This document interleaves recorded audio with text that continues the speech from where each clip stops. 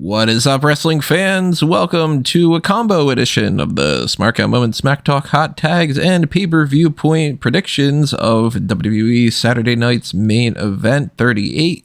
That's going to be coming up tomorrow, so we're going to be talking about what is going to happen on that little, not quite pay-per-view, but sort of pay-per-view, as well as run down the hot tags of the week that we normally do. Who are we? Well, I'm Tony Mango, joined by Callum Wiggins. Hello. And of course, we always want to know what you guys have to say, so drop your thoughts in the Discord server and chat it up over there. Make sure you hit up Facebook and Twitter and all the other kind of spots, as well as the smarkoutmoment.com comment sections. And if you are on YouTube, then make sure you also hit the like button. Make sure you subscribe, ring that notification bell, pass this around with the share button. Click on that join button, get access to early content if we record anything in advance. Get access to the Darkcast tier, pick a poison tier if you want to do that. That's always greatly appreciated. Any kind of support that you guys give us, including the little thanks button there, the super chats, all those good things too. TeePublic and Redbubble is where you can pick up your merchandise. Keep that in mind as well. If you want to get any kind of shirts or hats or, cell phone covers or whatever it might be, there's a lot of different products, lots of different things you could slap on those products and stuff. So anything you do like that helps fund the website going forward and the podcast and everything else. So thank you if you do. Thank you for tuning in. Let's get the ball rolling here. We are going to save the Saturday night's main event stuff for a little bit later on. Get the hot tags kind of heating up and then, end off with like the big main event that normally would have been a main event this week, but we decided to just kind of combine it. There's not a whole lot going on for Saturday night's main event. It's only 5 segments. Figured that we could just loop that in there. So actually, let's go back and talk about a different event. And I mean, to an extent, let's talk about the event's results more than the event itself. Because I didn't really watch TNA Genesis, and I am assuming that you didn't as well, right? No, I didn't check out the TNA.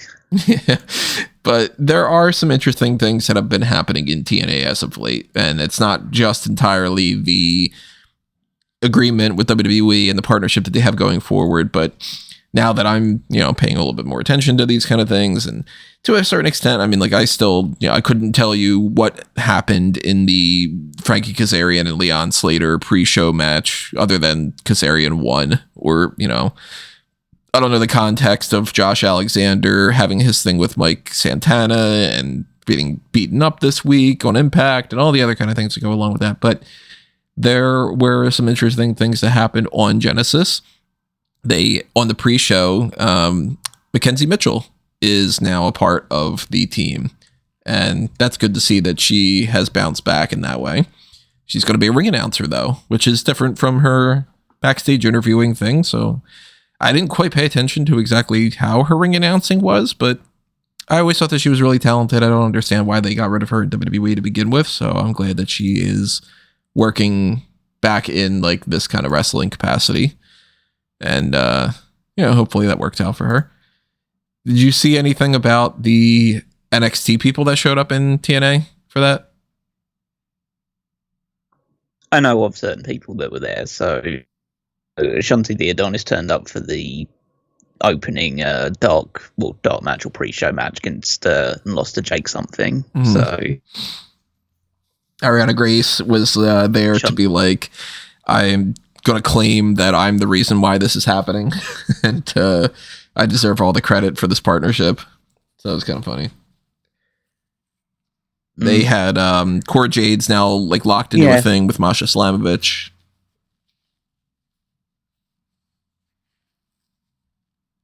Yeah, go for the Knockouts Championship. That could be something for her to contend. The NXT Women's Championship right now. That's probably the biggest name that they've sent over, other than Natalya. Praxium. Oh, that's right. They did do that thing, right? They had the match against the Rascals. So, I mean, current champion trumps Cora Jade, but it is at least a good enough sign that like they are willing to put some people that are slightly more important on TNA. And, it's still not going to be like, oh, and that's going to be where, one of John Cena's final matches is going to be against Joe Hendry there. Like, that's not going to happen. But, I mean, I don't know. Crazy things have happened before. So maybe there's a chance, even though it's a very low chance. But I liked that they incorporated this into the pre-show just to get people to tune in a little bit. And I don't know how much if it really worked to get people to buy the pay-per-view, but more of a chance of that than if they didn't. We have the new X Division title. I'm not the biggest fan of it. I don't like brownish straps. So to me, as soon as Moose came out and I saw that, I was like, all right, well, that's pretty fucking ugly. Did you see that? No, I haven't seen it. So I'll try to find a picture and send it to you. New. I'll hit the Google and see if I can find it. Fire up that Google machine. Yeah. Anytime. Let's say past week. See if that will show me. It's basically the same title except for it's gold and it's got a like mustardy brown kind of strap to it. Which I don't like browns and yellows and reds and all clashing together. Like warmer colors are not my most favorite to begin with. But to me, this sort of looks like something that's very old timey, but in the like it needs to be restored kind of way rather than like the classic and I like it way. Yeah. Honestly, the biggest issue I have with it is the center plate. Don't like the way it's shaped. That X? It's got to be the X is fine, but like they used to have the X within a circle, so it kind of fit very well. I think it's the fact that it's got little corners going out the side of it from a circular base. It just doesn't vibe well with me. Mm-hmm. Well, another belt related thing with TNA that happened recently is the Digital Media Championship was attempted to be smashed. Apparently it didn't break by PCO at a GCW event. The People versus GCW, I think was the name of it.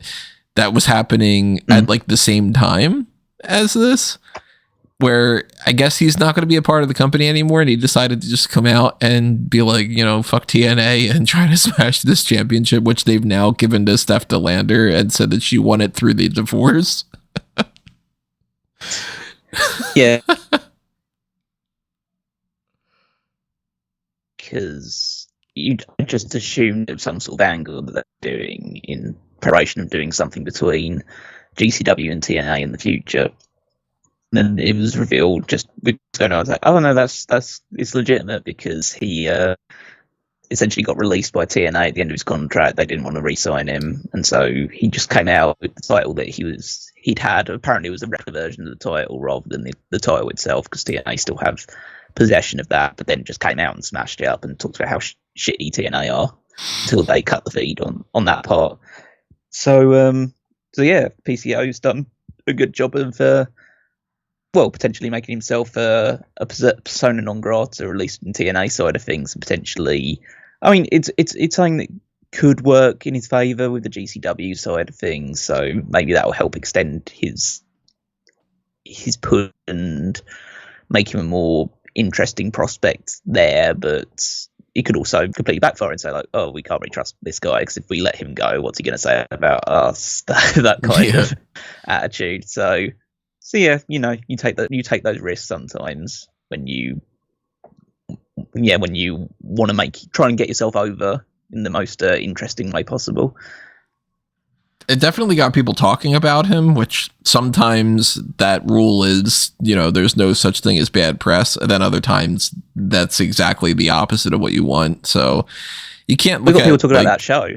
Because who would have cared about that show without that? That was the first thing that was on my like X or Blue Sky feed, was stuff talking about, oh, PCO did this at this GCW show that, it was at the Hammerstein Ball. It was at the Hammerstein Ballroom, so I guess that like it was a bigger show than usual for GCW. But it's like that was the only thing that people talk. It was that and that Ali Catch got a serious injury in her match against Effie on the show as well. So they were the two kind of things that anyone was talking about that show. Sorry, everybody, I just stabbed myself. Fuck. Oh dear. It hurt. With the thing that I used to clean around my desk. Right into my fucking hand. Shit. That's great. I mean, you could really get onto a GCW show like that as well. Right, like really getting into the other things by self-mutilating yourself as part of this. All right, well, if I go silent, then there's an issue. Then you might need to call somebody or whatever. So you busted yourself open. Yeah, I did. Just by trying to attempt to clean something. Damn, that went fucking deep in there too. I wasn't hearing anybody talking about GCW at all until this thing had happened too. Like, I didn't even know that the show was going on. So it's definitely not a good look for that. And it's something that, like, I think he burned a lot of bridges for. Like, if I'm WWE, I'm not going to hire him back, obviously, for many different reasons.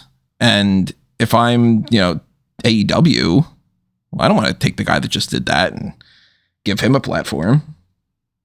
So, are you sure AEW won't sign him? He's very old. That's what AEW goes for these days. That's true. Another belt-related thing, Joe Hendry did win the TNA Championship, as we are kind of all expecting. So, good for him. Glad to see that.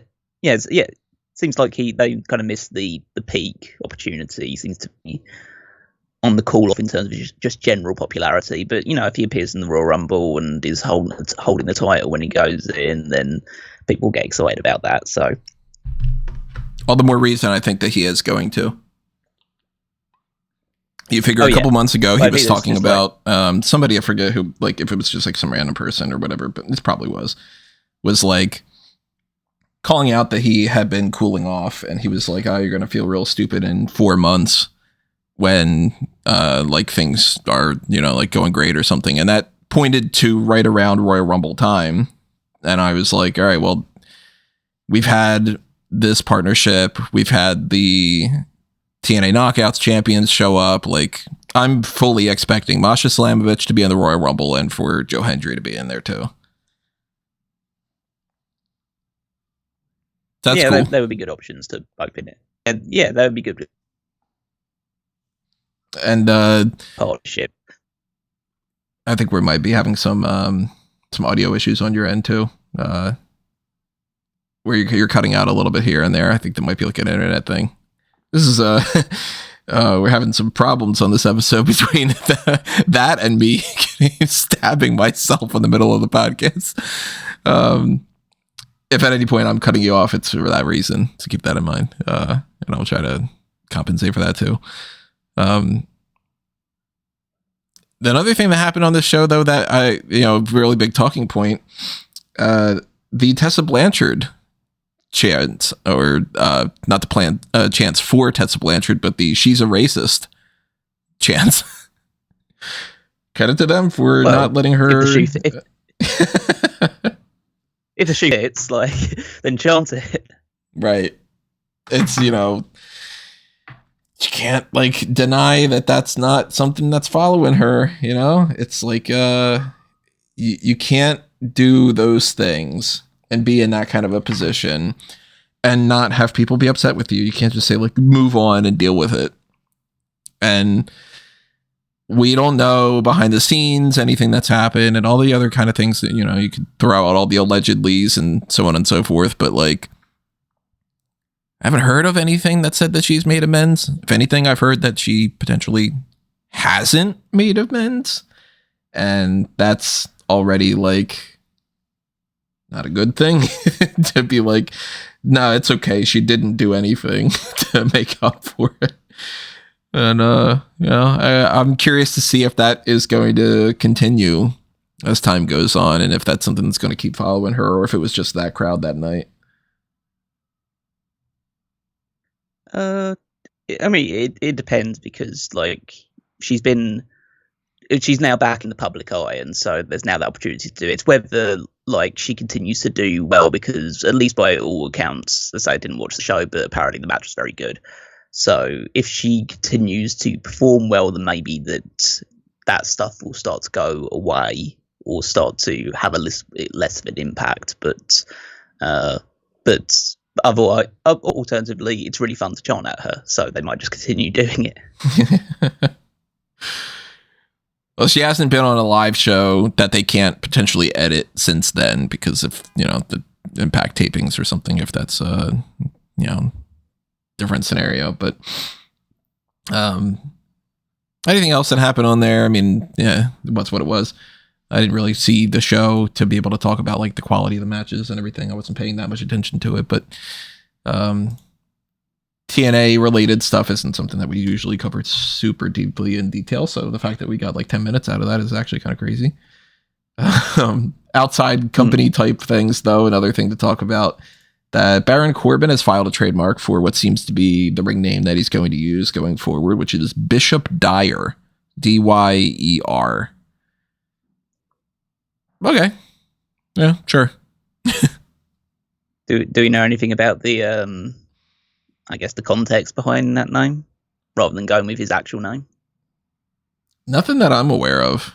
I think it's just another kind of gothy type of vibe thing. Like, I mean, Baron Corbin is pretty far away from Tom Pestock, and Bishop Dyer, I could see him trying to do some kind of like more, not like otherworldly or whatever type of gimmick. Like, I am not anticipating him to just be like Papa Shango, but he's definitely into that kind of vibe to an extent. Like, they did things before where they've I forget the name of the show. It wasn't like, remember how they used to do those little programs with like Inked, where Corey Graves would talk to people about their tattoos, or like the road trip thing would have people doing extra shit and whatever.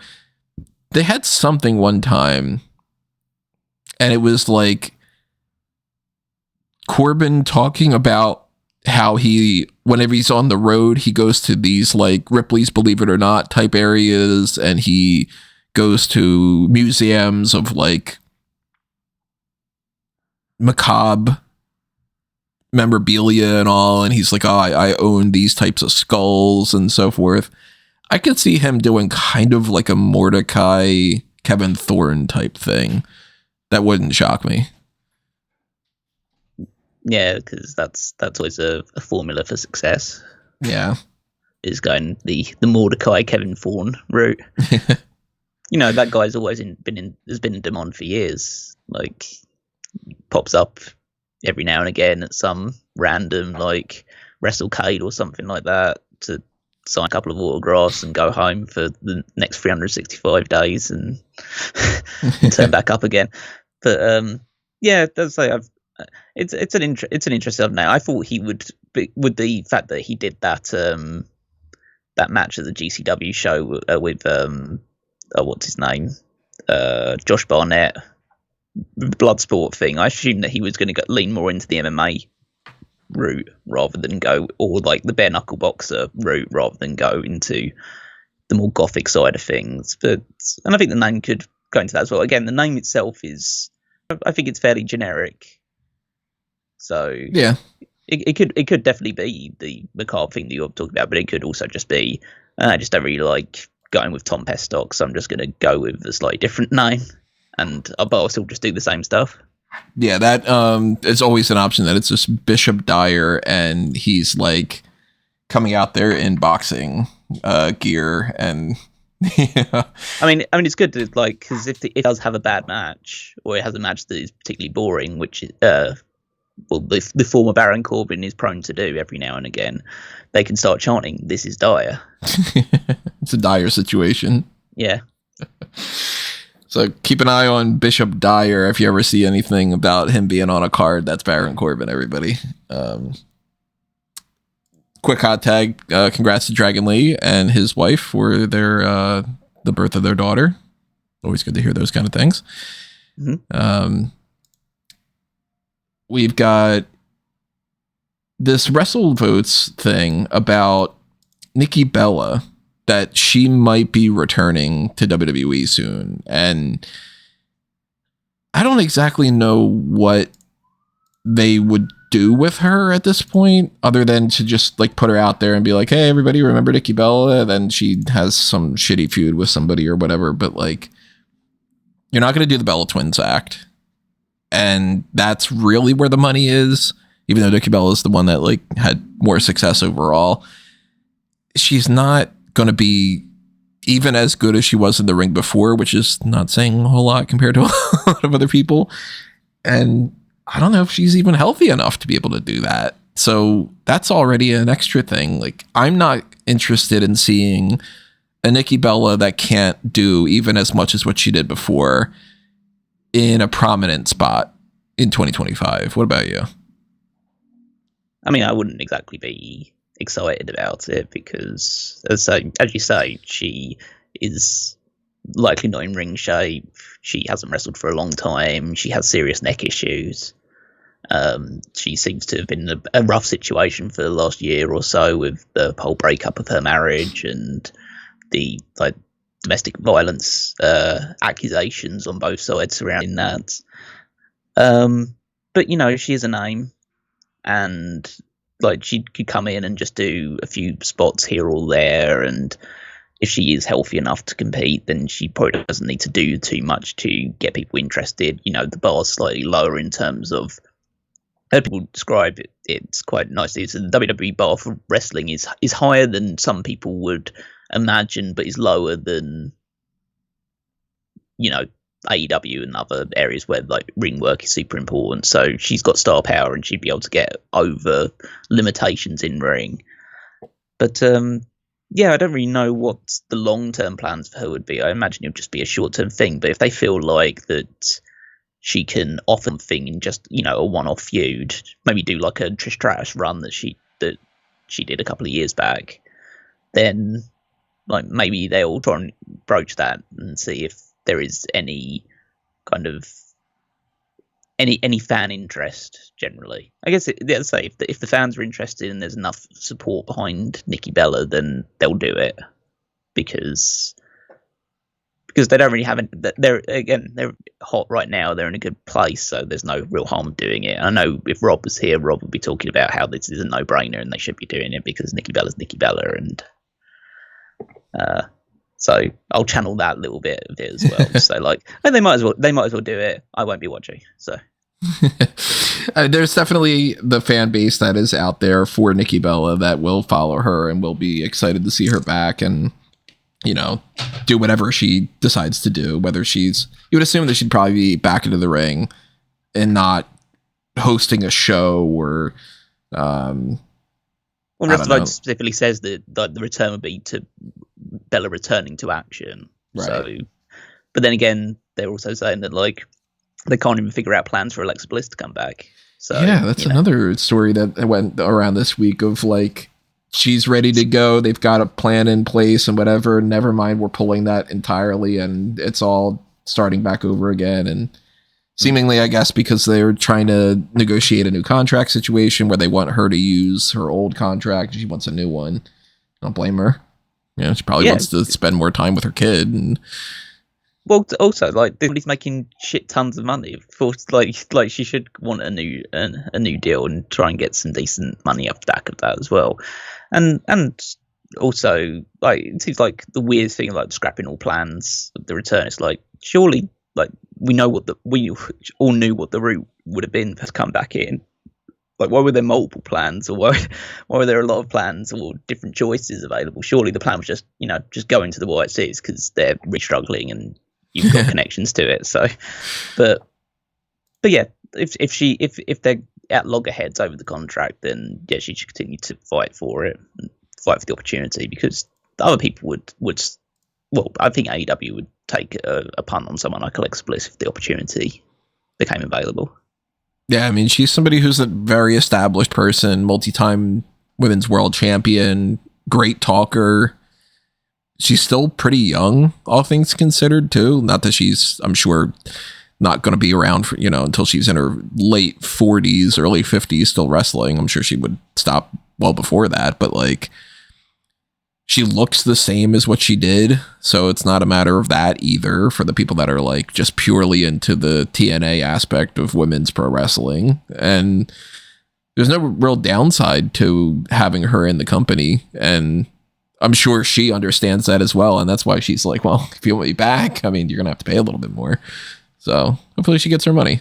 And I don't know when and where we'll see her next based off of that, but not at least for a little while. So now she gets taken off my list that I had on like the back burner for when we fill out the Royal Rumble predictions. I have like already kind of did my list a little bit. I didn't fill out the form yet, which by the way, everybody, let me put that graphic up for anybody that's not aware.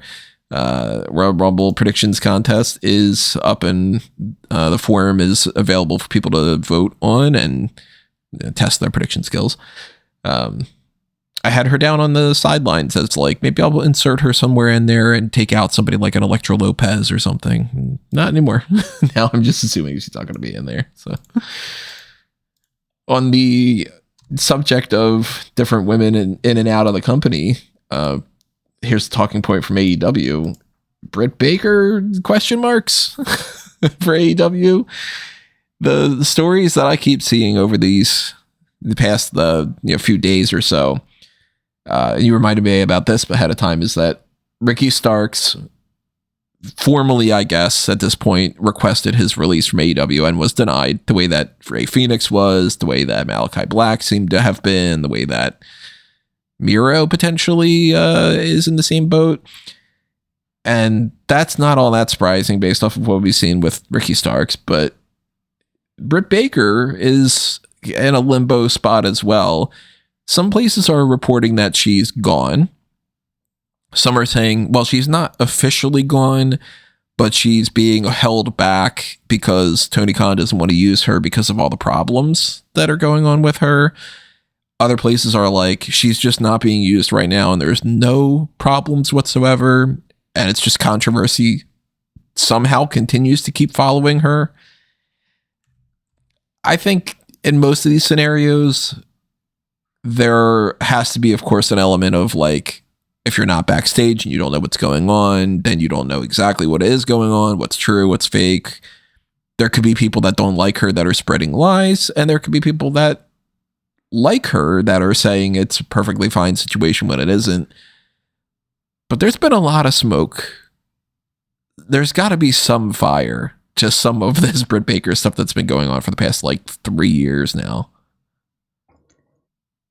Yeah, it would be naive to suggest that this is just all coming out of nowhere, and because we know the situation with her in the past with like the tumultuous relationship with Thunder Rosa and their backstage interactions, the stuff that's gone on recently with what I've kind of seen on TV in terms of her kind of sandbagging her opponents and not really seeming particularly interested in getting anyone over but herself.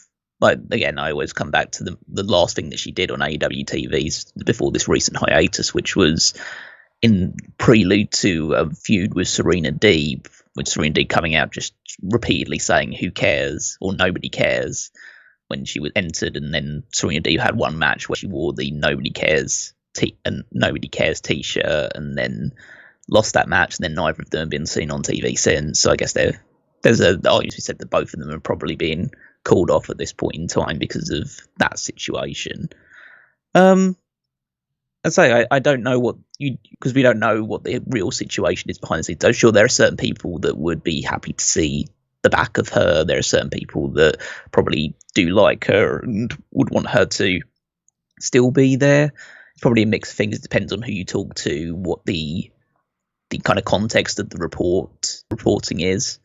So I imagine that there's multiple sides to this story, but there is just a general argument that maybe the women's division in AEW has kind of passed Britt by through a mixture of just injuries, just general poor performances, and just like other people being positioned higher in terms of fan interest and just general performance in the ring and out of the ring. So there isn't she's not as prominent a figure anymore. She isn't considered like a pillar in AEW like she was a few years ago. So there isn't, I guess, in that way, she doesn't have the same level of cachet that she used to have. And that means that if she is a bit of a politic, or she is someone who carries a bit of sway behind the scenes, that's probably lessened over the last year or 2 years with her recent injury issues. So, as I say, I don't imagine that there is no fire in this situation. I imagine there is something that's wrong behind the scenes, but I guess we'll have to wait a little while to see what the full extent of that problem is. But I couldn't. If she was to leave AEW, I guess there's a chance WWE would take the chance, but I don't know whether that would be worth it or not. Yeah, it's a hard thing to call, because it's like she's an established enough name that they might be like, all right, there's an investment there. But depending on how many people dislike her and for how many reasons, she has been established long enough as well that they might think, all right, at this point, we know her maximum of what we can get out of her. And if she didn't get particularly over enough in AEW to like turn that women's division around, then what can she realistically do in WWE? And she's probably going to have a higher asking price than what they would willing to pay for too. So if you want to risk that on top of any of the potential backstage problems, I guess she would need to have a lot of people in the company that would be really championing her to compensate for that. I mean, I imagine that she has some people that would be fighting her corner. I think she's friends with Chelsea Green, so there might be something on that side of things. But in the same token, I think she, or at least historically, was friends with Deonna Purrazzo, so maybe there's something there as well. But I'd say there isn't like a huge risk of taking Britt Baker on for a little while, because you could sign her to a fairly short-term contract, see how she works out, and pass her up if you feel the need to. I know TNA would definitely take her, and other companies as well, so she wouldn't have trouble finding somewhere else if she was to leave AEW. But then again, as we've talked about with like the Ricky Starks situation and with Miro and Phoenix and other people in the past, like the likelihood is if Tony Khan doesn't want to use a particular talent, they will just let them sit at home rather than release them. Mm-hmm. If they think that at some point there can be an opportunity for them to come back and do something.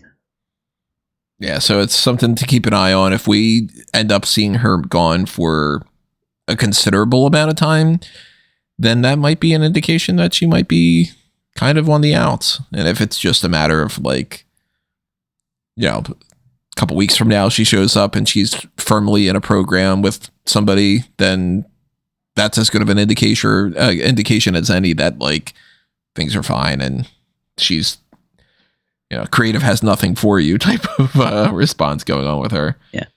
Well, and obviously with anything that's negative towards AEW, Conan had to step his oar into this as well. Yeah. And accused Britt Baker of cheating on Adam Cole as part of the reason why she might have heat on her. And Britt responded to him on X, basically saying that I've never cheated on anyone, check your sources, that kind of thing. So, there's a lot of mud being thrown on all sides at this point in time, and like she's caught in the middle of this, so it can't be a good experience for her. And hopefully it comes to the best resolution for all involved. I don't think that, like, for me personally, in my own just enjoyment of AEW, I think that there are other women that have kind of passed Britt by, and I think that there's people that are more worth investing time and creative energy in, which isn't being done at the moment. And so to just try and throw Britt Baker back into the mix just feels like throwing somebody else in there that would be taking time away from others who desperately need it and could use it a lot more efficiently than she would. Yeah, I mean, they could use that time to have more time dedicated to Jeff Jarrett, right?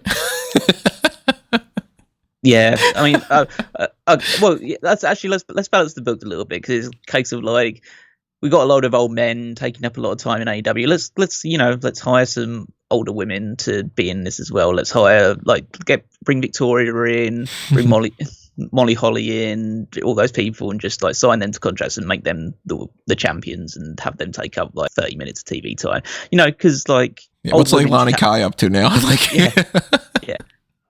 Was Wendy Richter, so she can have that big feud with Tony Storm. So That's true. like I say, we need to be an equal promotion in terms of, so if all the old men are going to take up all the time, then old women should be taking up the time as well. Yeah, especially to prep for that new movie coming out with Camille and Tony Storm and all. Yeah, that's the real money. That's the reason why that company hasn't taken off in the women's division, is they haven't been tapping into the Judy Grable market. Yeah, they should start digging people up and putting them on TV. Hey, everything's been done in wrestling before. They haven't done that quite yet. That's the one thing you could do that's different. Bull Nakano, former like WWF Women's Champion, Hall of Famer. That seems like perfectly for the AEW market right now. Yeah, you can restore the feeling and bring back Asha Kong and make her the top champion and all. Like from the very beginning of AEW's time. Yeah, awesome Kong back. Yeah. Kia Stevens hasn't been wrestling, but bring her back and be like, remember that? Another random topic about the women's division, but this one on WWE.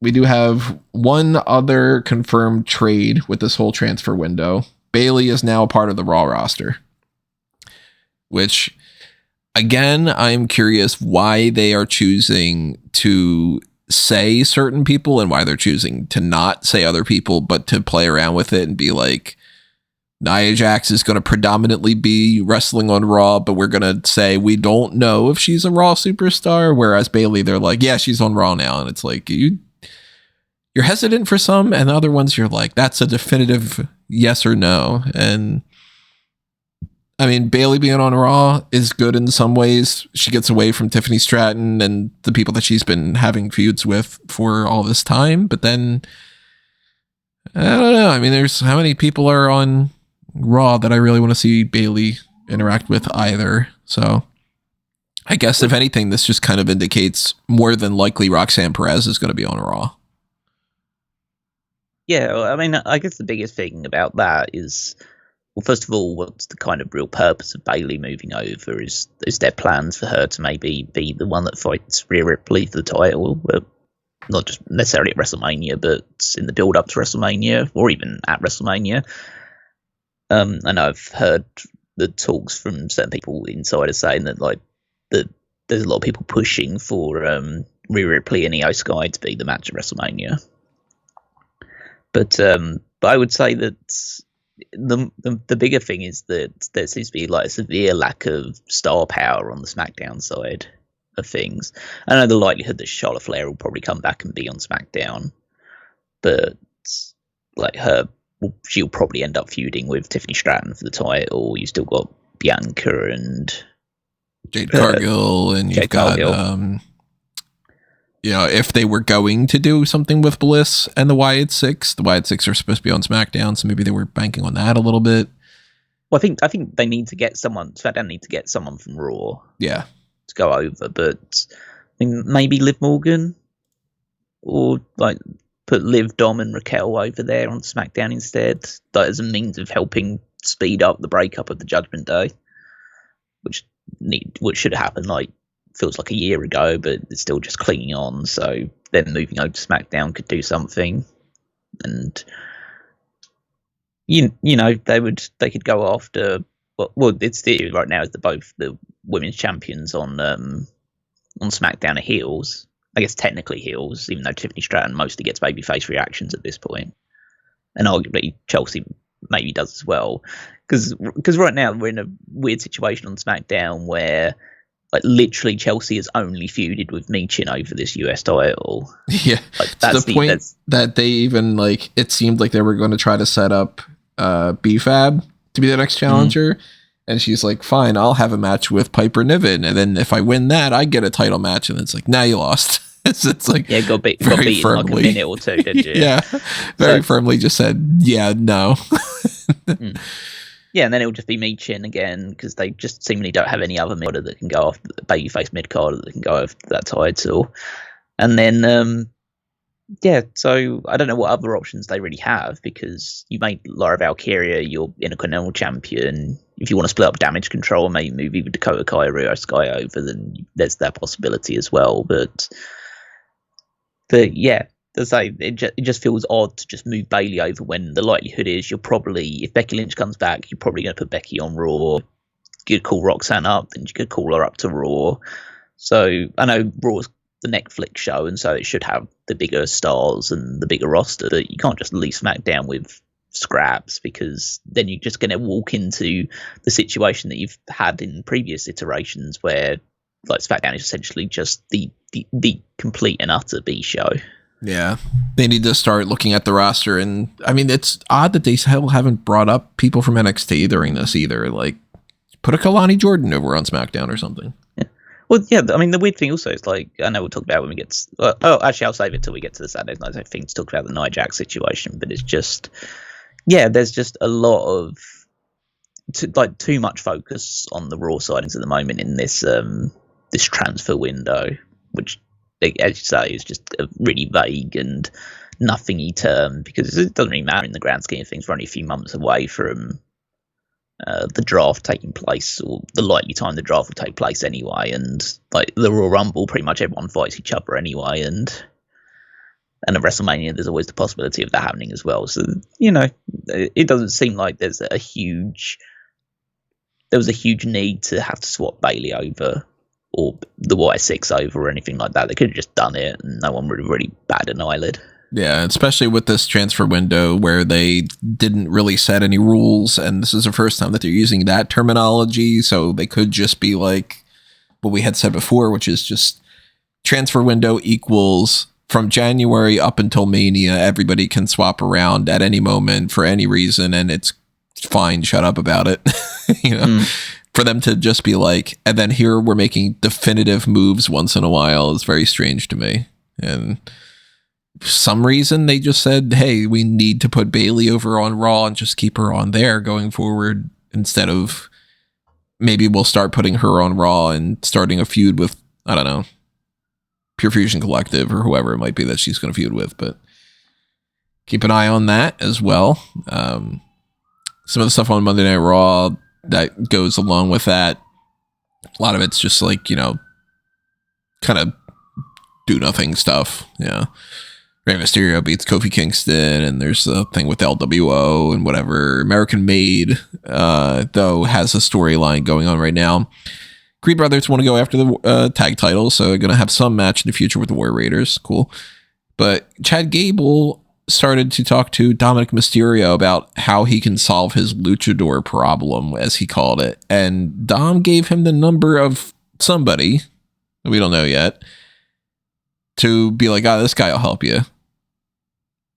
I've seen a lot of people pointing in a lot of different directions. None of them really made any sense to me. The one that I thought I've seen the most, and I don't quite understand it, would have been the people are like, that's how Aleister Black is going to come back. And I'm like, why would Dominik Mysterio have the whole Aleister Black thing and be like, call up Aleister Black, he'll help you with the luchador problem? Like, I don't quite get it. But I don't know. I can't think of anybody who it necessarily would be either. No one really stands out to me as like an obvious choice. Like, I'm trying to think of someone who was kind of noted for defeating luchadors or taking masks or anything along those lines. So I think maybe, I know Jericho did a gimmick of that for a little while in WCW, but I assume he's not leaving AEW immediately to go there. There's nothing that really stands out to mind unless they're bringing in just some kind of other luchador to do things. But again, none of them really stick to mind as like, they're definitely like WWE bound or anything. So yeah, be interested to see who they have in mind for that. Maybe it's JBL. because he beat up Rey Mysterio a couple of times. That'd be pretty funny if it's just like on Dom's Rolodex as JBL to be like, so you hate Rey, right? But it could be somebody that has history with Rey Mysterio. But then what's weird about that is Rey's feuding more so with the New Day right now. So that's even stranger to have that kind of crossover too. So I'm curious where that storyline's going to go. I'm more interested in that than, say, I don't know, Logan Paul's video packages that keep saying that he's going to be back and he doesn't do anything, or CM Punk saying, I'll beat up Hulk Hogan if I need to. It's like, well, can you? Can you just do that? And then I'd be okay with that. Don't hold back. Yeah. Go all the way if you need to. This Rollins and McIntyre and Sami Zayn thing, I'm not particularly interested in it. What about you? No, of course not. But isn't the thing that aren't they kind of building up like Sami Zayn versus Kevin Owens for WrestleMania? They're trying to, in one way. We'll talk about that on the Saturday Night's Main Event thing. Kind of loop that back in there. On the NXT side of things, Tony D'Angelo retained the North American title over Ridge Holland, where Izzy Dame came out to kick Ridge Holland and then say, now we're even, to Tony D. So, yeah, it seems like she's going to be a babyface going forward. Lexis King back to being a heel. He low-blowed Charlie Dempsey to retain the Heritage Cup. And there were brass knuckles in his corner for this. So people are like, well, was that put there by William Regal, or did he put it there himself, or what?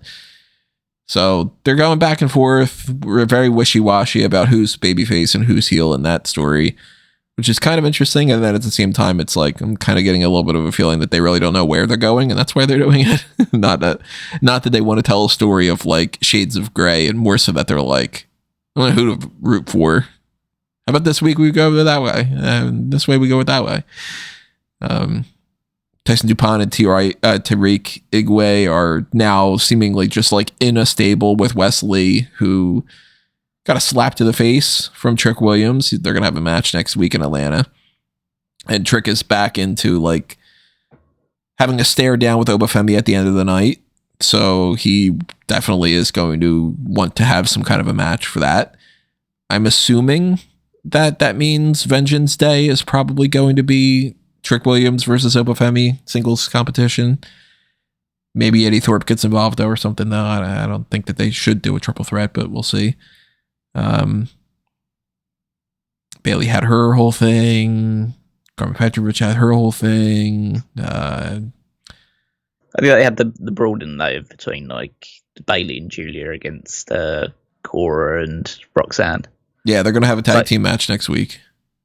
It's just funny, it's just like watching like four women. It's like, oh yeah, it's four women all wearing like black leather. Yeah, and it's a case of like, Triple H books these shows. I know technically Shawn Michaels books NXT, but it's like, this is the Triple H influence of costume design getting into everything. It's like, we want to make sure that you have something going on with your character, so we want to go with your vibe. So maybe something kind of colorful on top of black leather. Yeah, always all black leather, and maybe you should start. Maybe you need some kind of like sing taunt. So maybe you kind of cross your arms over either your crotch or above your head. And like everyone else does that, and everyone else does that as well. So. Yeah, then when you see that, you're like, all right, well, which people are on which side? Because they all are just blending together. So when we get to the Royal Rumble and it's just going to be a sea of that, then it's going to be a lot of who got eliminated by who, which that happened a lot last year too. I remember like looking through and being like, all right, so Liv Morgan's wearing damn near the same outfit as Dakota Kai, who's wearing the same outfit basically as Tegan Knox, who's basically wearing, they're all around the same height, they're all around the same build. So, obviously it's a different story when like Rhea Ripley is tossing somebody around compared to Zelina Vega. But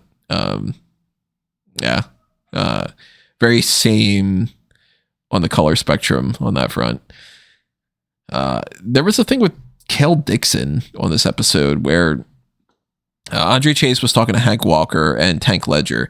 And this was, oddly enough, this was overheard by Kelani Jordan, who was in like 5 segments on this episode. And I don't understand why she was a part of this one either, but she was just like backstage overhearing Andre Chase tell Hank and Tank that they should just split up because all tag teams end in heartbreak and being all mopey. And Kel Dixon was then watching old Chase U footage and he's like, oh, you were badass. And he's like, well, I used to be or whatever, but Chase U's dead. And Dixon's like, well, it doesn't have to be. And it's like, well, is this a story from like 4 weeks ago that you just sort of dropped off and now you're trying to pick it back up again? Was it Kel Dixon that was trying to say, hey, Mr. Chase or something? Maybe they're just having buyer's remorse and they're like, you know, at this point, we wish we wouldn't have gotten rid of Chase U and we just sort of bring him back or something. Well, that feels like that feels like pretty classic what they would do at this point. Cause it's go, hey, we'll just have a match in the next couple of weeks, which is just going to restore Chase University after it got disbanded because, fuck it. I think that seems about right. So yeah, because they've just realised they can't really do anything with Andre Chase that's different or like that would work that's different. So in order to keep the momentum going, they need to just bring them back together again for one last hurrah. And I guess if they do that, Kel Dixon might end up being a part of that, which, I mean, it's better to be a part of that than to do nothing because he's been around for 2 years now, I think. Yeah. And he's basically only wrestled on NXT Level Up. Yeah, so he's going to help bring Chase U back together, and then in 6 months' time, he's going to just try and destroy Chase U. Yep. And then that's the whole, and then this for eternity. Rinse, repeat. Yeah. He's going to be like, yeah, see, I'm really into Chase U. This is a new Chase U where we're all about, you know, fighting for what's right and whatever. And then he'll, you know, low blow Duke Hudson and, you know, you guys, you never gave me the respect I needed, or, you know, he'll just be Rich Holland again. Don't think that there was a whole lot of other stuff on NXT. Yeah, it's mostly like stuff setting up next week. Like Obafemi's going to be on the Grayson Waller effect. Okay. Yeah. Woo. On the AEW side of things, we've got an announcement of Dynasty has been set up for April 6th. So that's typically WrestleMania time. And I guess they jumped on the opportunity that WrestleMania is going to be a little bit later this year. So mark your calendars. AEW Dynasty is happening then. No matches, of course, been announced for it and stuff. It's, you know, we still don't even know what's happening at Revolution. So, yeah. But wanted to give everybody a heads up on that. Of course, as always, you can always check on smarkmoma.com. We have our pay-per-view schedule that I update as soon as I find any more information about different things. So if you ever are curious what the next shows are for like ROH or for AEW or WWE or NXT or whatever, that post is updated all the time. So check that out. On the Dynamite list of everything that had happened, we got new tag team champions. Hurt Syndicate beat Private Party. So that was very cool. Absolutely squashed them. Like, it was pretty... That's one-sided, yeah. Yeah, Private Party got a little bit of a comeback, but it was pretty, like, destructive. But, you know, that's... The Hurt Syndicate are just a more overact right now. And it just feels like... And it doesn't take a rocket scientist to see that, like, Private Party clearly weren't the choice. They just went with what was a hot hand after they kind of got over in that match with the Young Bucks and decided to put the titles on them, but they never really had any real plans or interest in pushing them significantly. So I'd say that's probably it's probably definitely one of the most lackluster title reigns in AEW's history. Was their tag title run, but hopefully now it's on the Hurt Syndicate and they are a push commodity that they'll start to add a bit more interest back into the title scene. Yeah, and I mean, they're certainly way more likely to be booked more powerfully than Private Party was. So I'm curious to see who they end up feuding with next, because you're not going to give them somebody that could beat them for the title next and, rule out that idea unless they just want to circle back to it another point, whatever. But like, I want to see a Hurt Syndicate against like the Murder Machines. I want to see them up against a team like, maybe not like right away. It's kind of like, again, you have to give them somebody that you can feed them, but make it to where it's not so obvious. Like, yeah, if you put them up against, I don't know, like the Iron Savages, like there's no chance that anybody would really care. Of course, the Iron Savages are going to lose, but like, I'd like to see the Hurt Syndicate go up against Death Riders at some point. I'd like to see them go up against maybe FTR could be a team that could beat them, but even if they aren't, that'd be a good feud, I think. Like Matthews, Brady King, Hounds of Hell, which we got our first little thing with that for them, holding a dog and addressing the fact that Malachi Black's not going to be around anymore. Yeah, I think that. I think there's plenty of options available to them. I think there might be scope now to turn them babyface. Yeah, I think they're just over as an act now, and I think there's stronger tag team opposition on the heel side of things than on the babyface. But they could just be an act that just says, with her syndicate, just hurt anyone that gets in our path. So yeah, if you're Top Flight, we'll throw you around. If you're Gates of Agony, well then we'll have a bunch of agonize you. Yeah, we'll agonize you. We'll have a gated community. Gated community. We got a confirmation for a match for Grand Slam. It's going to be Kyle Fletcher and Konosuke Takeshita against Will Ospreay and Kenny Omega with that opening segment. Yeah, as expected. But that was probably the most fun segment outside of the tag title match of the night, was them just like brawling around the arena with all members of the Don Callis family and setting that thing up. And I like the fact they're still showing tension between Ospreay and Omega, and the fact that like Omega like still sees himself as the number one guy over Ospreay, and the Ospreay hasn't proved anything to him because the one time that he beat Omega, he cheated to beat him. So yeah, it's good to it'll be good to see that match, and then they will probably build up towards a one-on-one match between Omega and Ospreay, and not in the short term, but a long-term future, I think, away. Maybe after All In Texas. Maybe that'll be like for the towards the end of the year. That'd be a cool match to. Yeah, it would be a cool match to do in the Continental Classic, maybe. Yeah. I liked some of the stuff that happened with Harley Cameron on this show. They had that backstage thing with Toni Storm, and they were like just throwing out a bunch of Australian colloquialisms and all. And then later on, Mercedes Moné confirms that she is going to be wrestling in Grand Slam Australia, but not against anybody in particular. So Harley Cameron comes out and she sings a little song where she basically says, "You might know me, I've got some great boobs and I should have a championship shot." And Moné's no. So. When I read the right point, which is basically saying that Harley Cameron's never won a match in AEW. Yeah. So why would she get a shot at the TBS championships that won it? Like, she's not won a match. So now you have to go. Well, essentially, you don't have a long time before Grand Slam. They probably should have done this a while ago. But if the intention was to do Harley Cameron versus Mercedes Moné at Grand Slam, then they should have had Harley win some matches by now. But they'll probably do like a rush job thing of having her win a couple of matches on Collision or Dynamite between now and Grand Slam, so she at least gets to be in the match. She'll get like, a nice little hometown pop from being from Australia, and Mercedes will beat her, and then we'll move on. But I always find Harley Cameron entertaining, so I find to see that match. It definitely wouldn't be one of Mercedes' better matches, but if she could actually drag a good match out of Harley Cameron, then that would be, again, another tick in her box saying, oh yeah, Mercedes is back and Mercedes is doing good stuff again.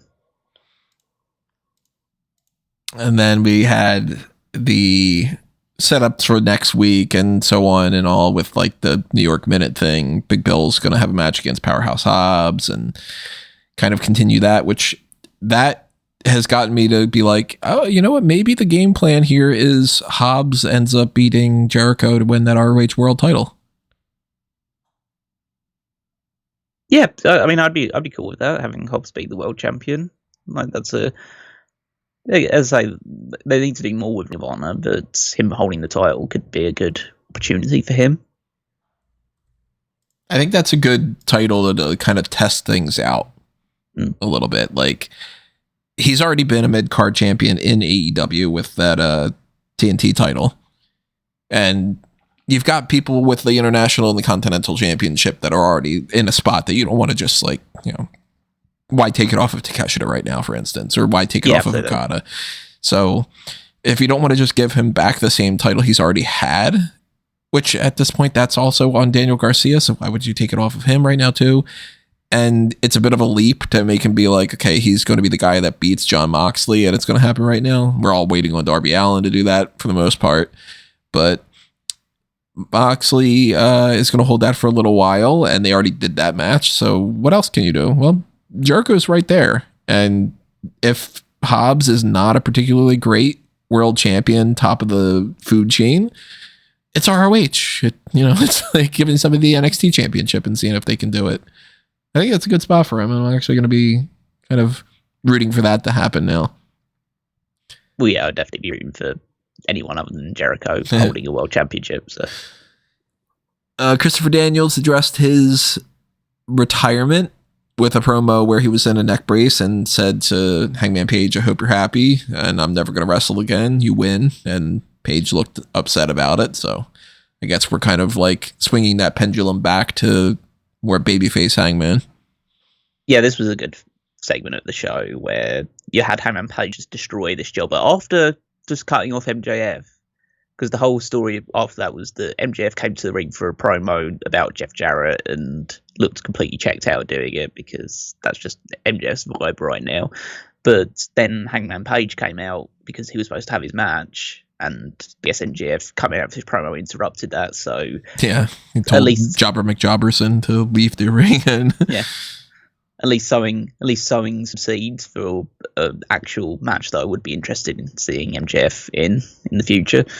But yeah, and then Hangman Page just destroyed this guy with just a lariat and then hit the Angel's Wings afterwards.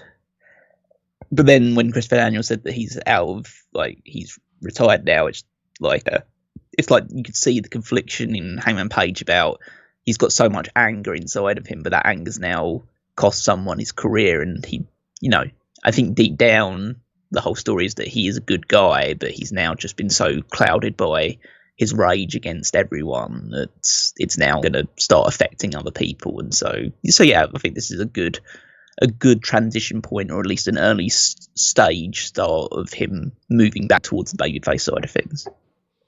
Hopefully so. And then we can get something a little bit more tangible for him to do going forward instead of just sort of bouncing around between some different feuds. Because he is still, in my mind, and I'm sure yours too, kind of in that like main character spot. And I don't really want him to... Yeah, I don't want him to lose that yet with like Ospreay and Swerve and these other people that are like stepping up and they're filling that void and becoming more of the main characters. Like right now, more than anybody, it kind of feels to me like it's Ospreay and Moxley are the two main guys. But, Kenny Omega should still be a top guy, and Hangman Adam Page shouldn't be ever really like out of the world title scene in my mind. I still hold that, like, as I know he gets cycled in and out of things, but I still think that Hangman Page has consistently been the most interesting character in AEW's history. I think that he just, like, even if he is currently doing something which is more in the mid-card side of things, like, his actual character work and his development is the most compelling thing about AEW, because, like, whether he's fighting for the title and going for the stuff with Kenny Omega, or whether he's feuding with Swerve or doing other stuff like in between, like, he's still interesting, whether it's like promos or just his general demeanor and character work that he does both during matches and after matches. I think he's still the most compelling part of AEW for the most part. Tell you what wasn't compelling. That finish this episode, Cope against Pac, and it's like the Death Riders take out the Rock and Roll Express, and Jay White comes out and he just gets beaten up too, and that's the end. Yeah, they all just they just beat up everybody. I mean, in a way, it's like good because you need to make the Death Riders feel aggressive and feel dominant, as opposed to what we've been seeing recently of them just kind of running away from any threats to them. So you need occasionally for them to actually, beat people up and establish that they are the strong heel group in the company right now. But yeah, it does feel a little bit flat. And then again, like the whole storyline just feels flat. It feels like they're now just trying to rehab them after doing a poor job of presenting them in the last few months. So now they're just going to see if they can do that, but it doesn't really feel as good because of how badly they've mishandled them so far. So yeah, we'll see how it works. Like I say, I'm not exactly looking forward to Moxley versus Cope being the main event of Revolution. Seems like Revolution, most likely, yeah. Yeah, they won't do it for Grand Slam. It's not a. As I say, it's not a pay-per-view, so it's not a big enough show for it. They'll wait until Revolution to do that match. Which is kind of crazy because it's like, again, Grand Slam does come up quicker, but that is just becoming less and less and less important as time goes on. It's just a TV. It's just replacing Collision as a TV show. So yeah. I think when you take it in that context, it's like it's just a glossed up version of Collision, and then you can be slightly less slightly less pressing on how important or how big it needs to be. It's got like Ospreay and Omega versus Takeshita and Fletcher, and it's got Tony Storm versus Mariah May. So that's kind of basically your two big matches on that show. Yeah, I mean, they might as well call it AEW Collision Grand Slam. Exactly. So those are the hot tags that we've got, but that means we need to switch over now and talk about the Saturday night's main event pay-per-view point and break down those 4 matches and 1 extra segment that are happening on there. So this is going to kind of turn back the clock a little bit and talk about some of the stuff that happened on Raw and such going forward. The non-match segment is that Shawn Michaels is going to moderate a contract signing between Cody Rhodes and Kevin Owens.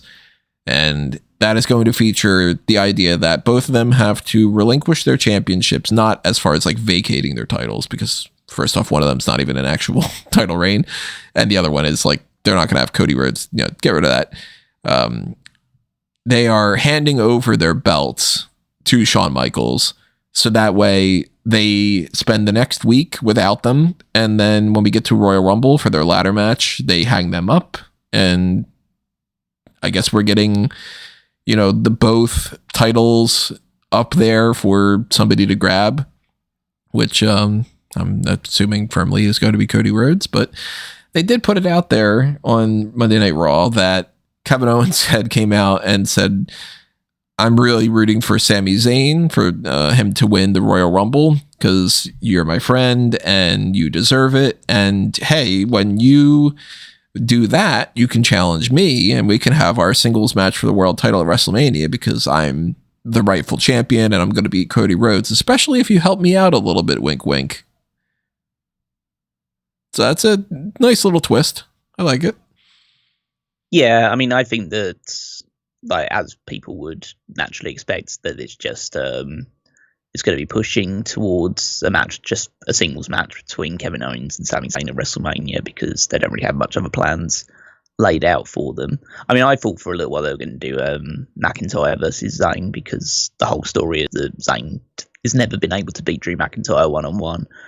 But it seems like they'll go back to the tried and tested 400th match between Kevin Owens and Sami Zayn at WrestleMania instead. I mean, it would be interesting. It adds something of a wrinkle into it, where like the only real chance that Kevin Owens has to defeat Cody Rhodes is Sami Zayn gets involved, but that would turn Sami heel, which I don't think they'll want to do. So yeah, I think that the likelihood is that in this contract signing, something will happen. Who knows? Someone might go through a table, like in every other contract signing that they do. But yeah, I think at the Royal Rumble, the likelihood is that Kevin Owens will look for Sami Zayn to come out and help, and Sami just won't show up. And then Kevin Owens will get annoyed when he loses, and then when Sami Zayn's in the Royal Rumble, Kevin Owens will come out to take him out of the Royal Rumble, and then that sets you on your way to WrestleMania. I still think it's going to be Randy Orton against Kevin Owens at WrestleMania. Whether that means Orton comes out and helps Cody Rhodes retain, or if that's something that's like pushed a little bit further down the line. But I could see them doing something where Sami Zayn on SmackDown tonight maybe has some kind of a thing where he's like talking to Cody Rhodes, and Cody's like, so what are you going to do? Like, you know, are you going to side with KO, or are you going to side with me? And then maybe they lead to some kind of thing, but they're doing something with like Sammy and Drew and Kevin and Seth, and they're all kind of mixing together in a weird way that I don't know exactly where they're going to go, which that could be a good thing. Or it could be that there is no plan, and that's why they're all mixing together too. I have like, you know, the typical predictions up on Smark moment about the Saturday night's main event thing, and it's like, okay, contract signing prediction. I'm like, well, there's no prediction. Like Michaels will say a couple things, they'll have an argument, they'll go through the table, that kind of thing too. Yeah. You would think at this point that they would learn, don't put a table out there. Just have the guys sign the contract, they can hold it, you know. We're going to get Braun Strowman versus Jacob Fatu. I think that'll be a lot of fun. Jacob Fatu should, and I assume will, win that match because he is the one that needs to push a little bit more, and getting a win over Braun Strowman will mean quite a bit. That'll be his biggest win, I think, that he's gotten so far, and I don't know what they're going to do with Solo Sikoa, but I'm getting the vibe at least that they're going to split Solo away from Jacob Fatu and Tama Tonga, and it wouldn't shock me at all if we got Solo Sikoa against Jacob Fatu around WrestleMania time. So if you want to build that up, Jacob Fatu's got to be Braun Strowman. Yeah, I think that there's, just based on what happened on SmackDown, there was a few reports coming out about what happened in that segment and what the plans were, and if plans changed towards the end of it. But it does feel like they're cycling out Solo Sikoa from the main event side of the bloodline and saying, oh, Jacob Fatu is the guy out of this group, and so now he's proven himself. It's time for us to get behind him a bit and see what he can do as a talker and as the, you know, rather than just being the enforcer, to be the front man of this group. And him beating Braun Strowman would be a good way of cementing that point. I don't think Braun's necessarily doing anything. He's not going to have any big plans going into WrestleMania. He'll be in the Royal Rumble, will get thrown out, and they'll do the whole thing of like, who's going to eliminate Braun Strowman? And then maybe Jacob Fatu eliminates him as well. But, you know, I think that he's still got enough name value that beating him would help elevate Jacob Fatu and help him establish him in that role. And yeah, I definitely could see a scenario where it's Jacob versus Solo at WrestleMania. Be interested to see what kind of the crowd response to that one would be. Yeah, because you would assume that they would have to be kind of pushing that Solo Sikoa as the babyface, but I think that the crowd would end up being more pro Jacob Fatu. Yeah, but yeah, we'll see how that ends up going. I mean, maybe they decide to go with like Jacob Fatu and Solo Sikoa as a tag team, going after I know the currently tag titles are on DIY, who are heels, but like if they decide to say, okay, they'll fight for the tag titles, let's just, for argument's sake, say they put the titles on mostly Machine Guns before WrestleMania, and they go for the tag titles and they lose because of Solo's just not up for it, and then Jacob Fatu beats him up, and then you've got a feud coming out of WrestleMania between them. So, you know, there are multiple routes you can take for it, but yeah, I think that there is much point of pushing Braun Strowman at this point in his career. There's also a series of different like title matches that are happening on Saturday night's main event. One of them is the Intercontinental title on the line. Braun Breaker is going up against Sheamus, who, you know, the perpetual story is always if Sheamus wins the Intercontinental title, he can officially be a Grand Slam champion. So that's the one belt that's holding him back from that. Braun Breaker being like, well, no, I'm not going to win it at my expense. And there's a part of me that thinks that they could end up doing it here, but it's a very small part. I'm like 80-20 Braun Breaker is going to win. Yeah, I mean, I would back Braun Breaker to win as well. I'm firmly of the belief that they're going to do that at WrestleMania, that they're going to make Sheamus the Intercontinental Champion at WrestleMania. But I think that you need to have like the heartbreaking loss here for him to come back and say like, no, maybe even just having Carter promo at some point to say like, maybe I'm just never supposed to win the Intercontinental Championship. Maybe that's always going to be the title that eludes me. But yeah, it'll be interesting to see if as I say, there's definitely a chance for him to win the title here, but I think that Braun will. You think the Braun will what? We lost you for a second. As I say, we're still not quite connected. Give that an extra couple of seconds or so. I think what you're trying to say is basically Braun Breaker will retain here, but they might revisit it at WrestleMania, right? Yeah. Mania. And we've got the Women's World Championships on the line. Nia Jax going up against Rhea Ripley. Nia Jax just had her whole championship reign end not that long ago and immediately went over to Raw and said, I'm going to win the Royal Rumble and I can fight anybody, including Rhea Ripley. And even though she is only one of 2 people that are confirmed for the Women's Royal Rumble, she's getting a different title match already too. So if that's as much of an indication as you need, Rhea Ripley's not losing this championship, and she's certainly not going to lose it to Nia Jax at this time in this show before Nia Jax would get pulled from the Royal Rumble and Rhea Ripley would have just won that championship. Like, not a chance. Which is funny because they did Rhea Ripley and Nia Jax for the women's world title, Ripley defending almost a full year to the exact day since they did the Elimination Chamber thing last year. So seems like you get around this time of the year and they're like, we want Ripley versus Nia. Well, this is usually the time of year where they do the kind of like the babyface against the dominant force heel challenger, because this is usually the time of year where like, oh, Piper Niven randomly gets pushed towards the women's title, or Nia Jax gets pushed towards the women's title. So yeah, that's I mean, the thing about the Nia Jax situation is that you had a lose by a cash in to Tiffany Stratton, and now she's just gone after Rhea Ripley. Doesn't care about Stratton, doesn't care about getting screwed over for the title or anything like that. It's just, okay, I'm here now and I'm going to take on Rhea Ripley instead. It's weird, right? Like, why spend so many months building that up and being like, you know that she's going to cash it on you and you would be mad about it, to not have a single match between the two? Well, this is why I go through the big situation of, I just don't think like she's a particularly good booker. I just think that he's surrounded with a lot of really over stars at the moment, and he's just been able to muddle his way through things. But yeah, it just feels ridiculous that like you wait that long, you told a whole like 6 month plus long arc about Nia Jax and Tiffany Stratton being on the same page and working together, and then Tiffany arguably screws Nia Jax out of the women's title by cashing in, and Nia just, says on 1 week, oh, you little bitch, and, has a match where she loses a chance to, fight for the women's title, but then decides, okay, I'll just go to Raw instead and I'll just target Rhea Ripley because, I can do that.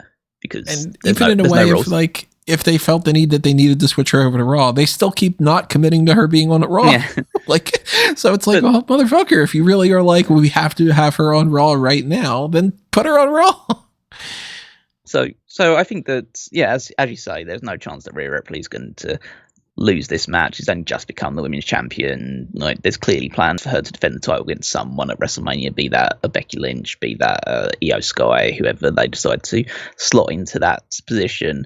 And yeah, this is just a means for her to, throw Nia Jax around a little bit, do a few power moves on the big thing. Still, I think that Nia's best matches, or at least some of her best matches, is coming back of being against Rhea Ripley. So it's probably a means of having a fun enough match with her as well.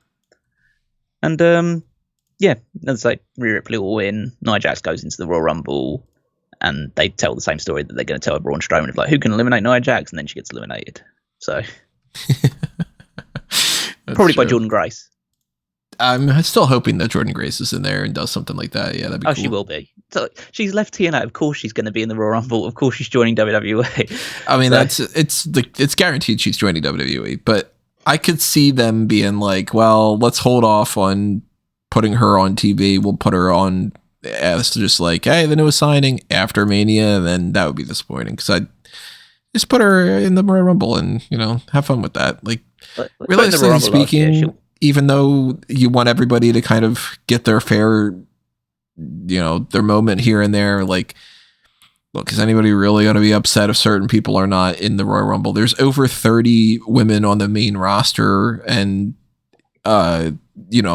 capable of being in the Royal Rumble as it is. But if Caden Carter's not in it because you need to put Jordynne Grace in there, it's at the end of the world. Nobody would have thought she would have won anyway, I mean, capable is a strong word.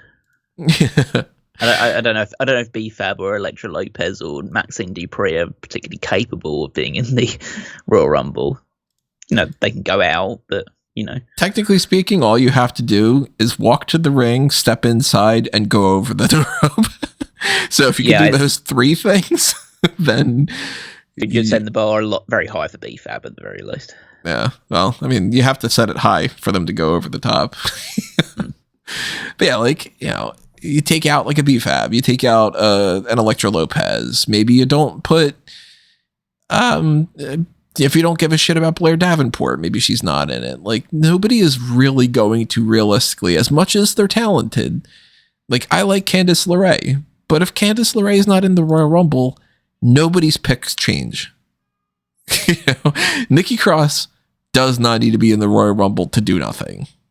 And Jordynne Grace would be a much more fun option. So throw her in there, let her toss out a couple people, like some Pure Fusion Collective people or something. Maybe give her a big spot with like an Ajax win, and ideally maybe put her in like the final four if you really want to put her over like that.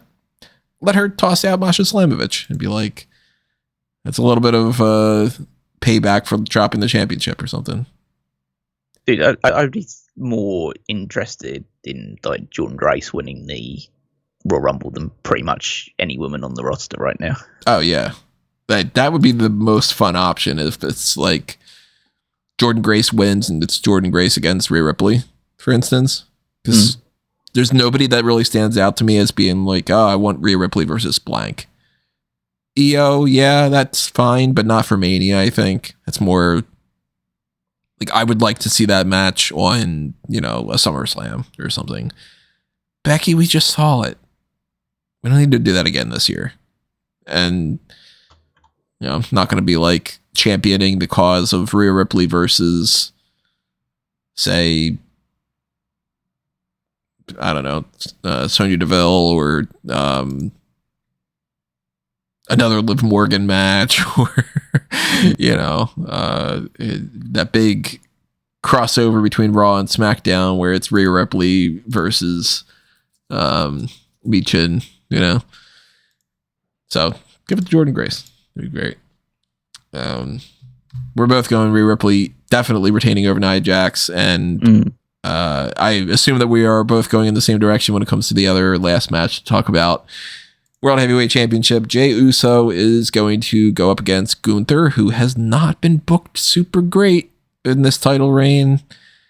That Intercontinental title run was way better than this one. And as much as that is the case, though, he's still Gunther. It's Jey Uso in WrestleMania season. They're not going to put the title on Jey right now. They might in the future. I don't know. He's still really popular. But they gave him a very short Intercontinental title reign. So if they couldn't trust him to even hold that belt, you're not going to give him the world title. And you're not going to give him the world title heading into Royal Rumble. I mean, I'd say that this is arguably the least predictable of all the matches on this show. Like, all of the branding of this show is built around Jey Uso. Yeah, all the posters and stuff, yeah. Yeah, all of it features Jey Uso. Jey Uso's like super over right now.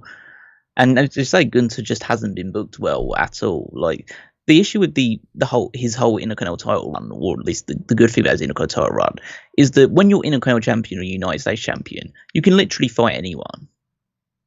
You can fight from the lowest jobber on the roster to like a proper main event star, because it's the Intercontinental title. It can range from everyone else. In the world title, you have to be fighting like the top guys, which, you know, arguably should be good, but it means that you're just fighting among the same limited pool of people, because you're not going to throw Chad Gable into a world title match or throw, I don't know, Dragon Lee into a world title match, but you could have them fight for the Intercontinental title. So his kind of pool of opponents has been limited. He hasn't been wrestling as much as like you'd want Gunther to be wrestling. So he's just having to rely more on his promos and presence, which, you know, Gunther does have, but I don't think in the style that they've been presenting him. It's very much like not akin to what he was doing when he was the United Kingdom champion, for instance. So I think that, yeah, I'd say the presentation for him hasn't been strong at all. So you could just, I mean, picture a scenario where you just have Jey Uso win this world title on this show, shock the crowd, like go crazy, and then he drops it next week to Gunther at the Royal Rumble. Yeah. Like, they could very much do that and just say, oh, you never know what's going to happen in WWE, that kind of, add that rhetoric to it, and then you just have had Jey Uso be world champion for 1 week, loses it, but then you can always say that he's a former world champion and you could win it back in the future. Because at the end of the day, like, he is one of the top baby faces on Raw right now through his aura and the Eat stuff getting super over. I'd say I don't think this match in particular is going to be much to write home about, because I don't think Jey Uso has particularly great matches. I know Gunn can have great matches because we've seen plenty of them, but I just, in this current iteration, it's just not working and not clicking. So I couldn't say I'd be particularly excited about seeing this match in general.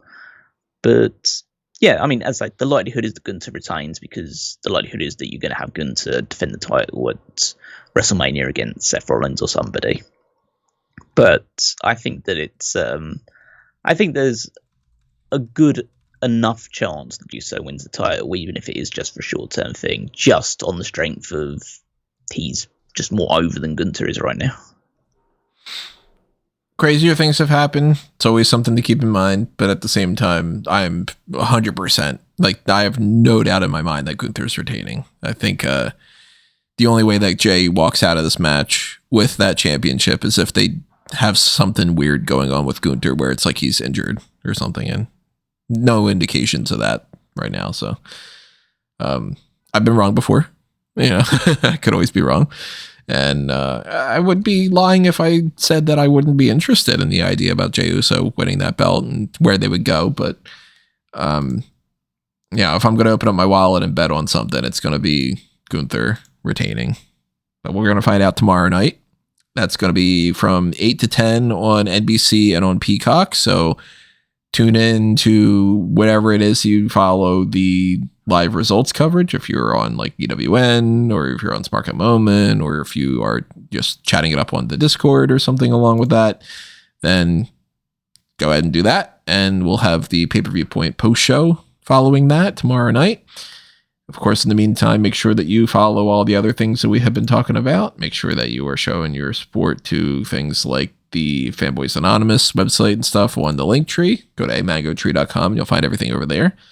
And make sure that you're following me at Tony Mango on different platforms, and maybe some other things here and there. I don't know. But also make sure you're following Callum. Yeah, you can follow me on Twitter and Blue Sky at Wigmeister14. Check out the Power Rankings every Saturday on smartcomoment.com, where I rank the WWE superstars based on their previous week's performances. There's also the Fantasy League, also at wwefantasyleague.com, where you can see how all of our rosters are doing, who's picking up points, who's like struggling at the moment, which is probably mainly me, because Jade Cargill just doesn't want to turn up for work anymore. I think she's injured, so in fairness to her, but yeah, it's just she might be injured, because a lot of things are saying that she's just on vacation. Oh, that's good. I'm glad she decided to do that. Well, what a time of the year to go on vacation just before WrestleMania season. That's nuts. Yeah. But she'll be back for Royal Rumble. Yeah.